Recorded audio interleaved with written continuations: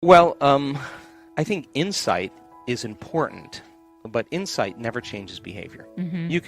I don't care what the insight is. Your father was overbearing, your mother was a perfectionist, you have a chemical imbalance in your brain, Mercury's in retrograde, you were this person in a past life. All the insight, all the information does not change the condition. We have to get into the operating system. We have to get into those programs, those emotional reactions, those unconscious beliefs, those unconscious habits, and begin to reprogram that. And there's a way to do that, because the whole purpose of meditation is to get beyond the analytical mind.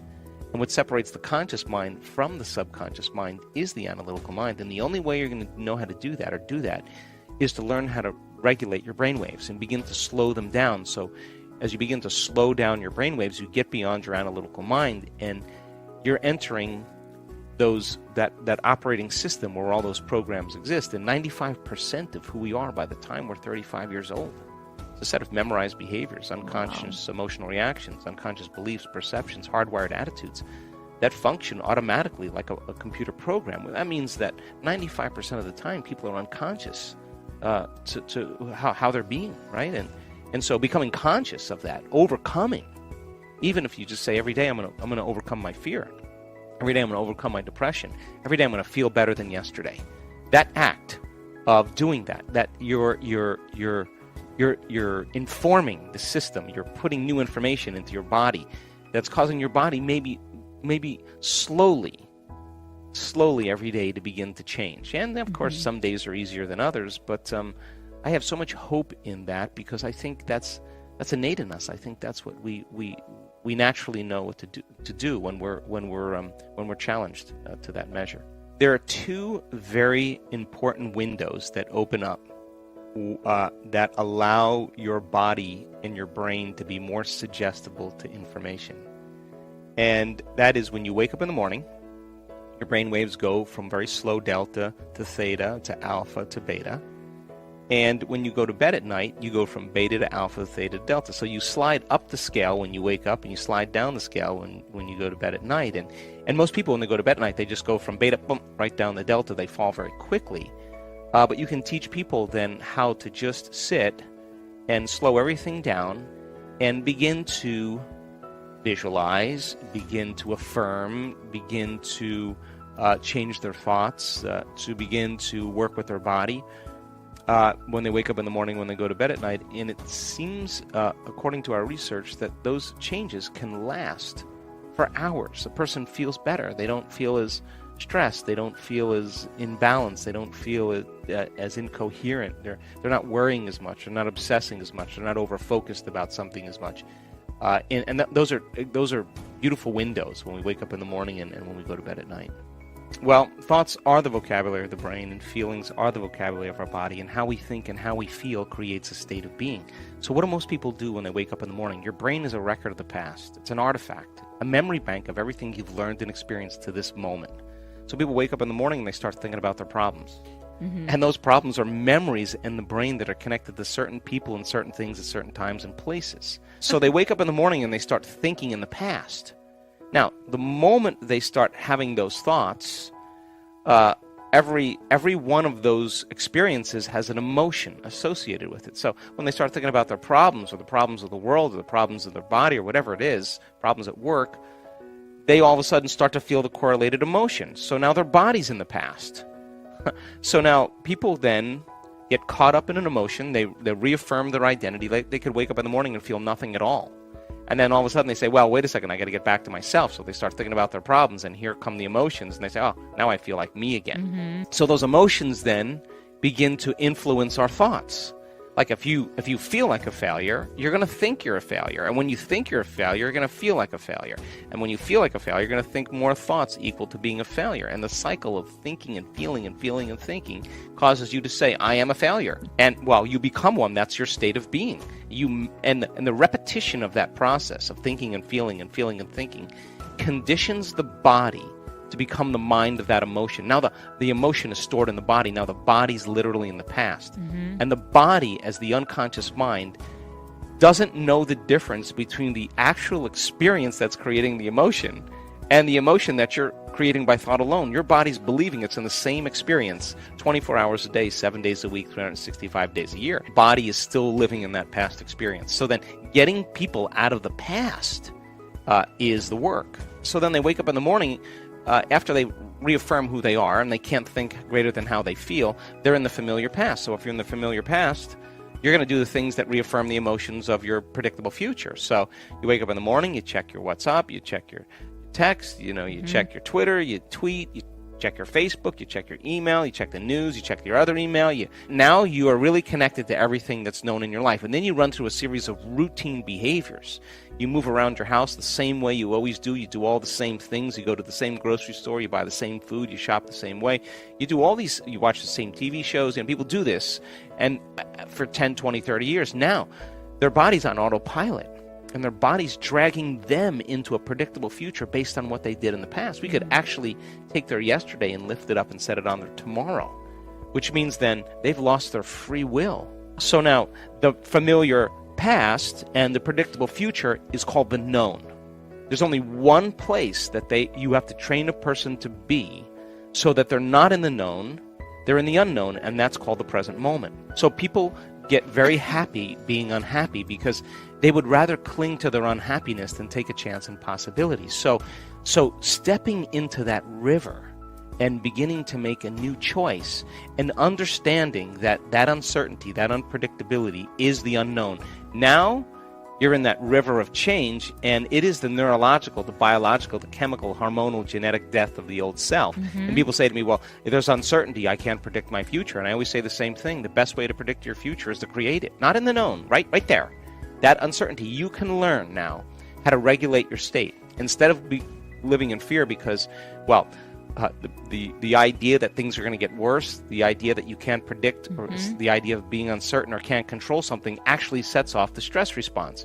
So now you're in the unknown, and this survival gene is switched on. Of course, people are going to, out of the infinite possibilities that exist in the quantum field, they're going to select the worst scenario in their mind, right? So then what if you're in the unknown and you understand that, and now you can work back into that present moment and you say, what thoughts do I want to fire and wire in my brain, put my attention behind? What behaviors today, one day, what behaviors do I want to demonstrate? And the act of closing your eyes.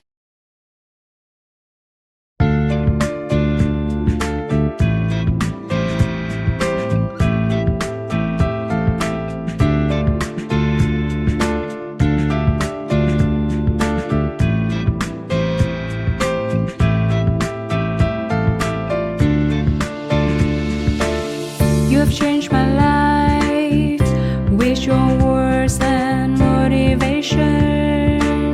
You helped me to become a better person. I feel so great about your love. Never felt that before.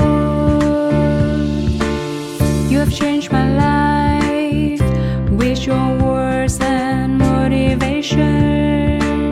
You helped me to become a better person. I feel so great about your love. Never felt that before. You are not only good by heart, but you also have a good soul.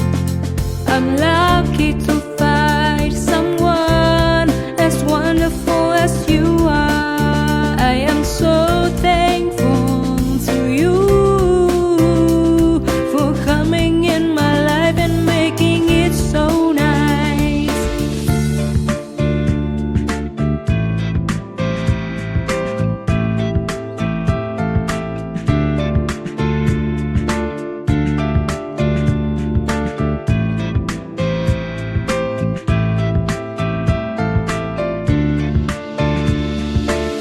You have changed my life with your words and motivation.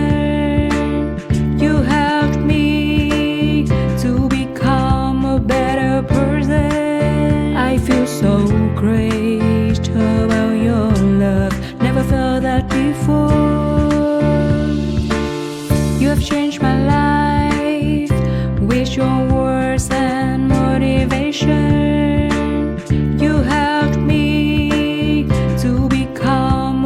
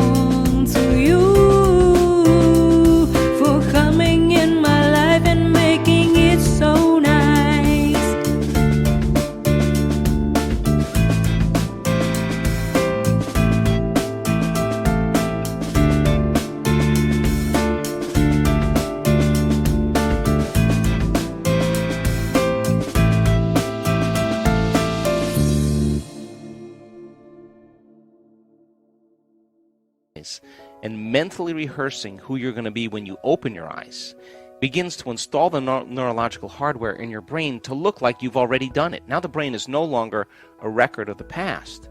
Now it's a map to the future. So by rehearsing mentally and doing it over and over again, the hardware becomes a software program, and who knows, you just might start acting like a happy person. Well, there's no magic there. You install the circuitry. You may start thinking in more unlimited ways. You put those circuits in place. Now here's the tough part.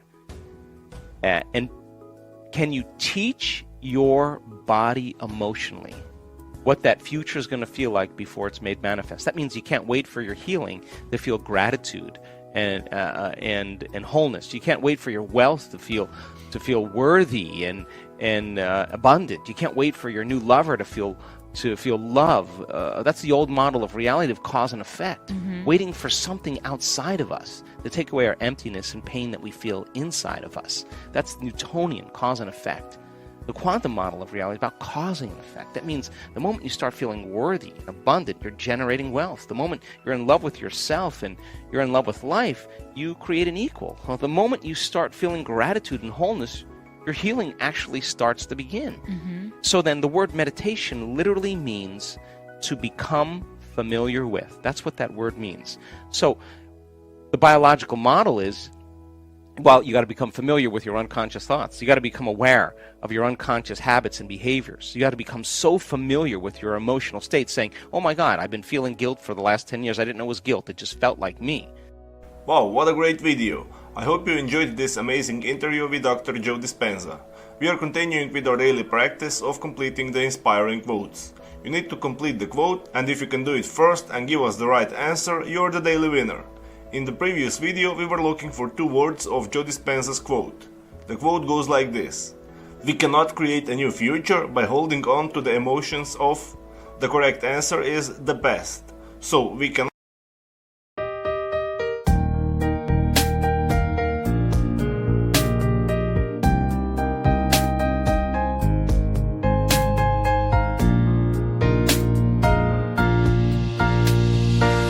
I wanna thank you for your unconditional love for me. You are the most beautiful thing I have ever had in my life. You are the reason, that's why I am living in this world. I wanna thank you for your unconditional love for me. You are the most beautiful thing I have ever had in my life. You are the reason, that's why I am living in this world. I admire the way you are always there for me. I admire the ways you always take care of me. I admire the way you give your all just to see a loving smile on my face. I admire the way you love me.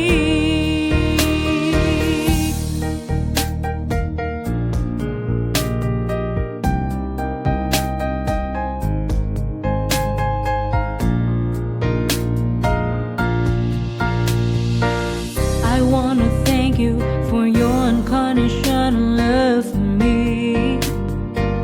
You are the most beautiful thing I have ever had in my life. You are the reason, that's why I am living in this world. I admire the way you are always there for me. I admire the ways you always take care of me. I admire the way you give your all just to see a loving smile on my face. I admire the way you love me. I admire the way you are always there for me. I admire the ways you always take care of me.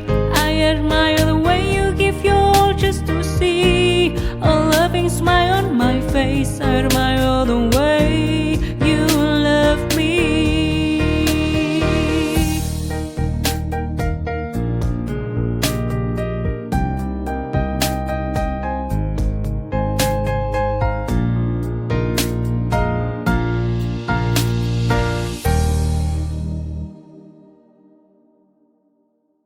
create a new future by holding the emotions of the past. Congratulations to everyone with the right answer. We only had few wrong answers. Since I know you love Joe Dispenza, today's quote is from Joe Dispenza also. We are looking for 2 words. You all are familiar with Joe Dispenza's work, so this one shouldn't be so difficult.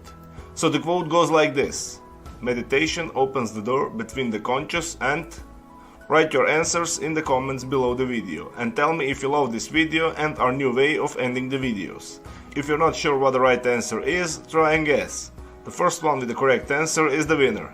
If you like this video, give your thumbs up and share it with your friends. Help me make this video more popular. So don't forget to subscribe and hit that bell button and don't miss any of new videos and new challenges. If you really like what we do here and want to support us, you can join our channel and our community for a symbolic fee and gain many other additional features. You can do that by clicking the join button next to the subscribe button, or you can click on the link in the description of this video. Stay good and have a great day.